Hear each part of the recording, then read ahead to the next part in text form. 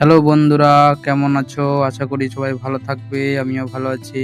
আবার আজকে একটা নতুন ব্লগ নিয়ে চলে এসেছি। আজকে খুব ডোমো খেতে মন করছিল, তাই মাকে বলছিলাম যে একটু বানিয়ে দাও। মা বলছে বানিয়ে নিয়ে নে। আমি ভাবলাম তাহলে চলো আজকে একটা নতুন ব্লগ নিয়ে তোমাদের কাছে হাজির হই। আজকে এটা বানাতেই শুরু করি। দেখতেই পাচ্ছ আজকে মাখাচ্ছি। এটা কি একটু বললে ভালো হতো, সবাই যদি জানো তো। এটা হচ্ছে চাল গুঁড়ি।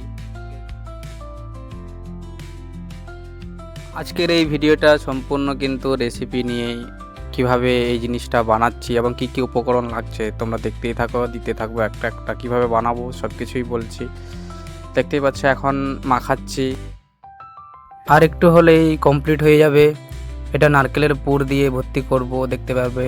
আমাদের ভাষায় তো ডোমো বলে, তোমাদের ভাষায় কি বলে একটু কমেন্ট করে জানাবে। এই যে বন্ধুরা দেখতে পাচ্ছ নারকেলের পুর দিলাম এখন।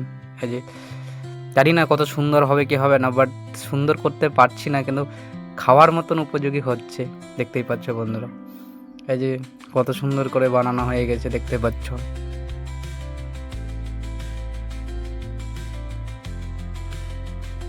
এখনো অনেকটাই বাকি রয়ে গেছে, দেখতে পাচ্ছ। আর একটু হলেই প্রায় কমপ্লিটের মুখোমুখি। চলো, এই যে দেখতে পাচ্ছ কত সুন্দর রং ফুটেছে নারকেলের পুরটা। সব পিঠাগুলো ভাপ করতে দিয়ে দিয়েছি বন্ধুরা।